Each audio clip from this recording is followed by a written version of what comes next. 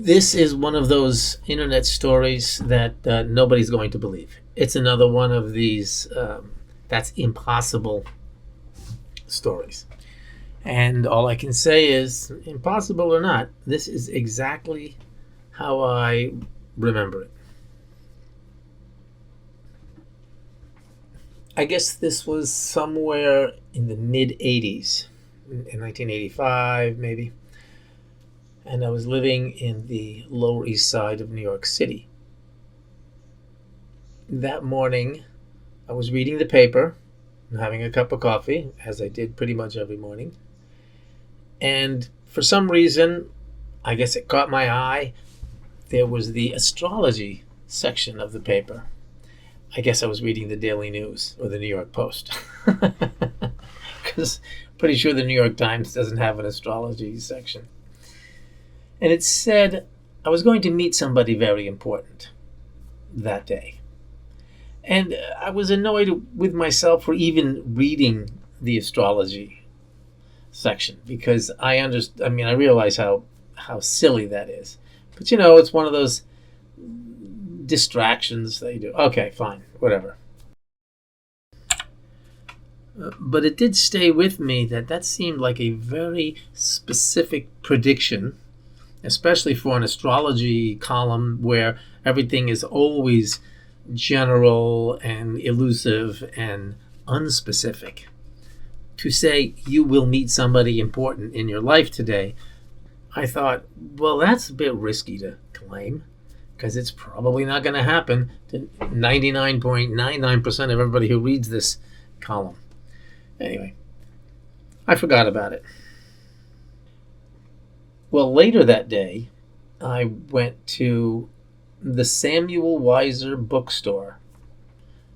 Now, that was back in the day that it was on Broadway, and Samuel Weiser's bookstore was a bookstore that sold esoteric and occult and religious books. Most of them were, some new issues, but most of them were like old. And in fact, the store was just a chaotic mess and piles of books everywhere. Some books really old and obscure. You had to dig through piles of books to find what you were looking for. Nothing was really all that organized. It was covered in dust. You could spend all day in there looking through these fascinating, rare and strange books. If you had taken your antihistamines, you could spend all day there because the place was so dusty. And I often did spend hours there because it was the kind of place where you felt you might just come across the secrets of the universe in this bookstore. I'm perusing through some books, and I see a man, kind of a strange-looking man, and my first impression was he looked like an alien, but in human form. Thin face, kind of larger eyes, thinning hair, maybe in his 40s. And I noticed he kept staring at me, looking at me. Okay, that's kind of weird. I didn't get a bad vibe from him, but it was, why is this guy staring at me? He began to meander, and as he did, was moving closer and closer to me. Eventually, he was on the other side of the book aisle from me. And he starts up a conversation. Okay. My radar is up. I'm thinking, okay, this guy's going to want something from me. Years of living in New York, you get suspicious. But he turned out to be really quite knowledgeable and interesting. And we had a long conversation. He then invited me to his apartment to look at his paintings. Now, I know that sounds very classic scam line. You want to come look at my paintings? But I took him up on it because I got a sincere vibe from him. And he said he was an artist.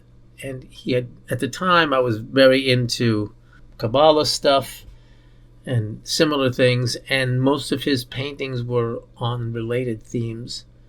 And I thought, yeah, that'd be interesting to see. Okay. So we went to his place. It was on 23rd Street, between 7th Avenue and 8th Avenue, on the south side of the street, kind of like in the middle. And as we approached, I could see there was this red door that was, you had to go down a few steps to enter, a red metal door to an apartment building. Okay, so we go down the steps, into the building. We walk up a couple of flights. Now we're at his apartment. We go into his apartment. It is the smallest apartment I have ever seen. There was a bed, like I guess it would be a queen size bed. And the apartment was on both sides of the bed. The walls were just maybe 2 feet, 2 or 3 feet from the bed. And on the end of the bed, the wall was maybe 4 or 5 feet. And that's it. There was a bed, a little table, a little thin table against the wall opposite the foot of the bed, and maybe 10 or 15 large format paintings that kind of stacked up, leaning against each other. My first thought was, how did he even paint these? There was no easel, there was no paint supplies, no brushes, no smell of paint. But these were large format, like 4 or 3 feet tall. So I'm thinking, where did he paint these? Did he paint them someplace else and then bring them here? And I actually asked him, did you paint these here? Where did you paint them? And he avoided the question. He kind of answered in a non-answer. And it was very clear that that wasn't going to be something I was going to get an answer about. There was no windows. There was a little door. There was a little bathroom in one of the corners. But this was like a closet, a windowless small room with a bed. There was nowhere to sit. There were no chairs. So we sat on the bed, and he started showing me his paintings. And they were pretty impressive. And as I was looking at the paintings, he would deliberately point out, he would say, you take a look at this part right here. Just look at what's going on in this part, or look at what's happening over here. Just focus on this. And he kind of was directing me how to look at the pictures, which I thought was a little odd. But I thought, well, he's an artist. Maybe he is a little odd. Well, obviously he was a little odd. I very much got the sense that there was something in the pictures that he wanted me to recognize. And I don't know if I recognized it. We're talking about the paintings, and we're talking about, themes in the paintings. And many of them were kind of Kabbalistically themed or related subjects. It was a really interesting conversation, and I was learning a lot from what this guy was saying. Okay, so I left, but I said, yeah, come back. I'd come back next week. Come back the next week. Same thing. We talk, share ideas, ask questions and stuff. This went on for about 5 weeks. The next time I went back, as I had the previous 5 times, I couldn't find the place. There was no red door. I'm thinking, well, did they paint the door? But there was not even any descending steps to the door.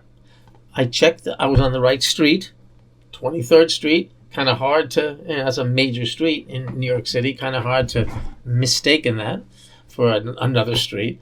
23rd Street, 7th and 8th Avenue, there was no question. I even recognized the other landmarks, the bagel store to the right, the laundromat to the left. I recognized everything.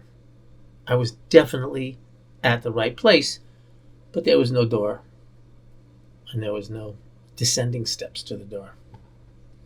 Well, that was bizarre. I left. A couple days later, I couldn't get it out of my head. I went back again. Same thing. I just went back to double check And yeah, nothing was there. Now I'm thinking, well, I don't know if he was an alien or not, but he was definitely different. And this experience that I was having now really kind of drove that home because I had seen this guy 5 times, 4 or 5 times at least. Sat in his very strange little apartment with his very impressive paintings and talked about some very fringy, esoteric, alternative stuff, which he was unusually knowledgeable of. So there was something different about this guy. Now I'm thinking back and remembering things that previously seemed a little odd, but now, of course, seemed very significant. For example, his room, of course, and his paintings, but also how he kept directing me to look at specific parts, aspects, or themes in his painting. Like he was really trying to show me something, or perhaps he was really trying to teach me something, specifically through the imagery of those paintings.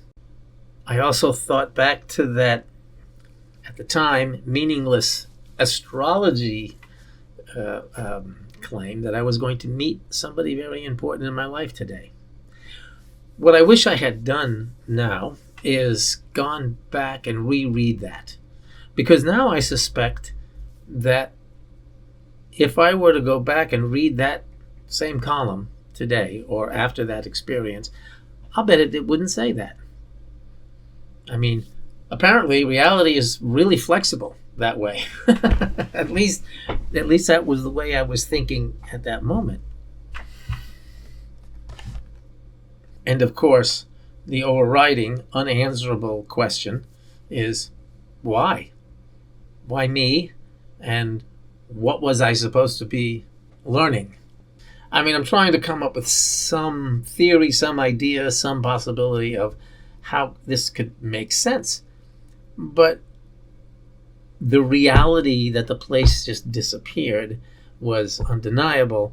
And the only thing that made sense, quote unquote, was that this guy was different in that he was literally in another dimension. He was in another reality that for some reason and by some means was able to cross over into my reality.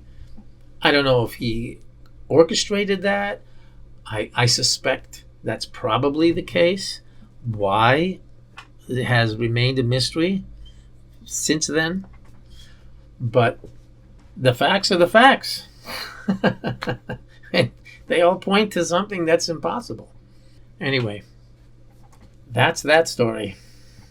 So why am I relating this story? Well, beside it being a good yarn, it's very compatible with the tholonic concept that there are multiple realities occupying the same space. And in fact, this experience played a role in how the tholonic model evolved, because whatever the tholonic model evolved into, it had to be able to explain how something like this can happen. The explanation being these multiple dimensions that are very close to each other, call them maybe parallel realities if you want, they can cross over at times under certain conditions. Exactly how that works is a mystery. But that is partly what the tholonic model is attempting to discover.